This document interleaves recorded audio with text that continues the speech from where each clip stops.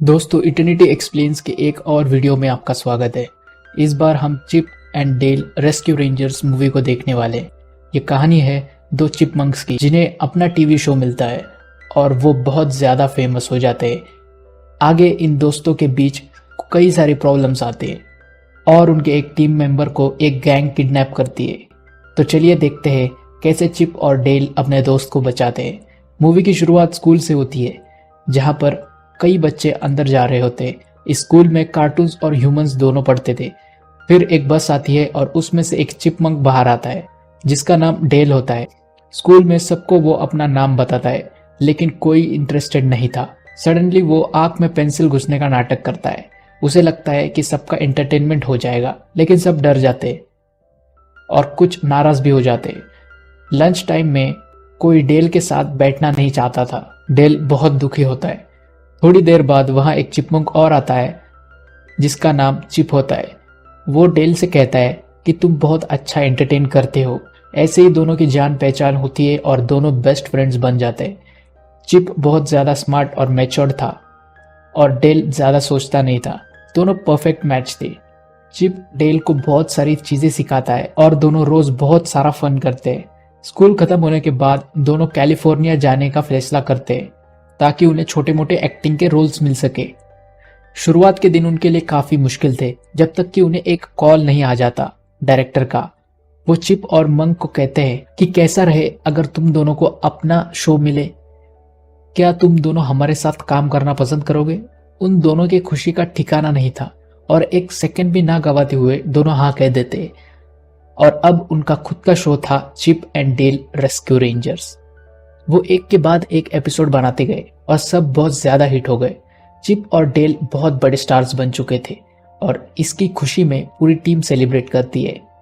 Chip सबको शुक्रिया कहता है उस पर भरोसा करने के लिए। कुछ दिनों बाद चिप बाहर से घर पर आता है।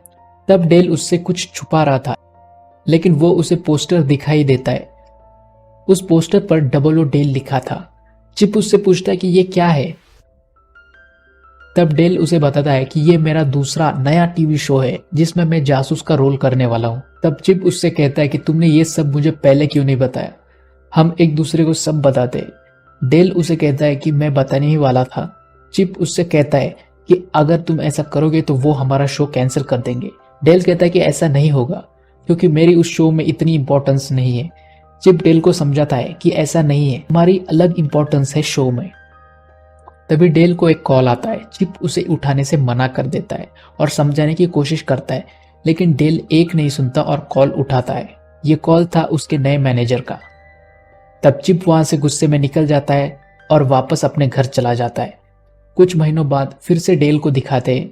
उसका शो खास नहीं चल रहा था और सारे अवार्ड्स दूसरे शो वाले लेके जा रहे थे। वहां पर अगली सोनिक करके एक बंदा होता है जिसको नया शो मिलता है FBI के साथ। वो डेल से कहता है कि क्या तुम्हें ऐसा नहीं लगता कि अगर चिप यहाँ पर होता तो तुम्हारी पॉपुलैरिटी बहुत ज्यादा होती। डेल कहता है कि हाँ क्यों नहीं, पर मेरी उससे काफी दिनों से बात नहीं हुई है। आई थिंक मुझे उसे कॉल करना चाहिए। इधर चिप एक इंश्योरेंस कंपनी में काम कर रहा होता है और हर महीने उसे एम्प्लॉय ऑफ द मंथ का अवार्ड मिलता है। उसके घर पर एक डॉग होती है जिसका नाम मिली है। दोनों काफी हैप्पीली जी रहे थे। एक दिन अचानक उसे अपने पुराने फ्रेंड मॉन्टिक, जो उनके साथ रेस्क्यू रेंजर्स में काम कर रहा था, उसका लैंडलाइन पर मैसेज आता है और वो उससे कहता है कि मुझे तुम्हारी मदद की जरूरत है और अपना एड्रेस दे देता है। चिप उस एड्रेस पर पहुंच जाता है। मॉन्टी उसे तुरंत अंदर खींच लेता है और दरवाजा बंद कर देता है। मॉन्टी चिप को बताता है कि उसने वैली गैंग से बहुत सारा कर्ज लिया है क्योंकि उसे चीज इतना पसंद था कि वो और कुछ सोच ही नहीं पाया। चिप पहले जाकर उसके फ्रिज में रखा हुआ चीज का टुकड़ा फेंक देता है। मॉन्टी कहता है कि अगर मैंने उनके पैसे नहीं लौटाए तो फिर वो मुझे फॉरेन कंट्रीज में बेच देंगे ब्लैक मार्केट स्टूडियोज के लिए और मुझे सारी जिंदगी वहां पर गुजारनी पड़ेगी। चिप मॉन्टी से कहता है कि डरने की कोई जरूरत नहीं है, हम कोई ना कोई रास्ता निकाल ही लेंगे। फिर वहां पर डेल भी आ जाता है और वो चिप को वहां देखकर सरप्राइज होता है। पर इतना सब कुछ होने के बाद चिप डेल से ज्यादा बात नहीं करता और वहां से निकल जाता है, मॉन्टी से ये कहकर कि कोई मदद लगे तो फोन कर देना। अगले दिन डेल चिप को फोन करता है कि भाई एक बहुत बड़ी गड़बड़ हुई है। पुलिस वालों का कॉल आया था और उन्होंने ये कहा कि मॉन्टी किडनैप हो चुका है। और हम दोनों को उन्होंने मिलने बुलाया क्योंकि आखिर में बात करने वाले हम ही दोनों थे। तब चिप वहां पर पहुंचता है। वहां पर ऑफिसर सॉक उनसे पूछते हैं कि क्या तुम दोनों को इसके बारे में कुछ पता है या फिर किसी पर कोई शक है।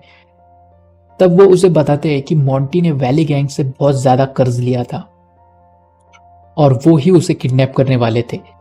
तब वहां पर ऑफिसर की असिस्टेंट एली आती है और वो चिप और डेल की बहुत बड़ी फैन होती है। वो उनसे कहती है कि किडनैप करके स्मगल करने के लिए 2 दिन का वक्त लगता है, अगर हम जल्दी करें तो तुम्हारे दोस्त को ढूंढ सकते हैं।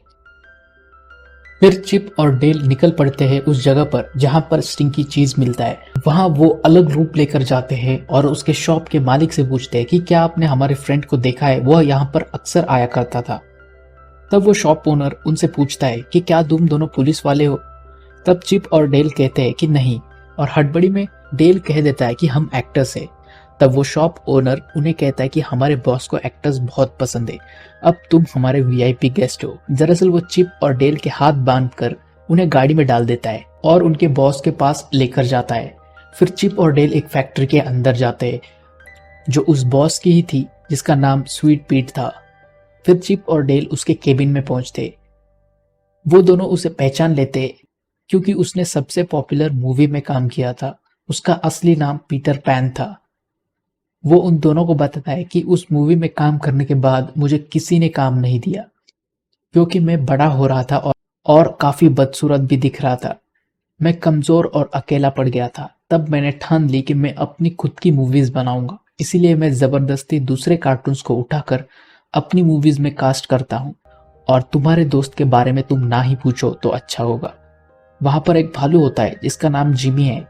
पीटर जिमी से कहता है कि इन दोनों को भी पकड़ लो और बाकियों के साथ अंदर डाल दो। चिप और डेल बाथरूम में जाकर छुपते हैं और उसके सारे नाले से बाहर निकल जाते और भागने में कामयाब हो जाते। चिप कहता है कि पहले हमें एली से बात करनी होगी।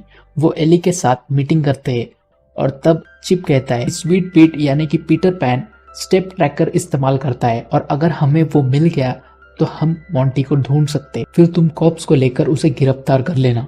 पर एली कहती है कि ये इतना आसान नहीं है क्योंकि ऑफिसर मुझ पे इतना विश्वास नहीं करते।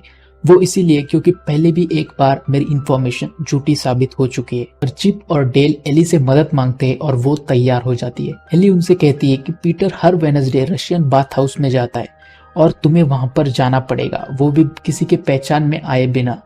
तो बस फिर चिप और डेल प्लम्बर्स के भेस में वहां पर पहुंच जाते। वहां उन्हें एक वाइपर पहचान लेता है पर वो उनका बहुत बड़ा फैन होता है और उसे चकमा देकर चिप और डेल पीटर का स्टेप्स ट्रैकर निकाल लेते। फिर वो उसे लैपटॉप में कनेक्ट करते और पीटर की लोकेशन पता चल जाती है। एली पूरी पुलिस टीम को इन्फॉर्म करती है। सब वहां पर आने के बाद अंदर जाते लेकिन वहां पर कोई नहीं होता। चिप और डेल उस मशीन पर जाते जिस पर कार्टून्स को रीएनिमेट किया जाता था, उनका लुक और शेप बदलने के लिए। गलती से चिप सिस्टम स्टार्ट कर देता है और वो मशीन में फंस चुके थे। पर उस मशीन के अंदर जाने के बाद वो बड़ी चालाकी से उस मशीन के ऑपरेशन से बच निकलते। चिप और डेल बहुत दुखी होते क्योंकि इतना करने के बावजूद उन्हें मॉन्टी का पता नहीं चला। वो दोनों पुलिस स्टेशन के बाहर बैठे थे। अचानक उन दोनों को मॉन्टी की परफ्यूम आती है कि वो स्मेल ऑफिसर और एली के केबिन से आ रही है।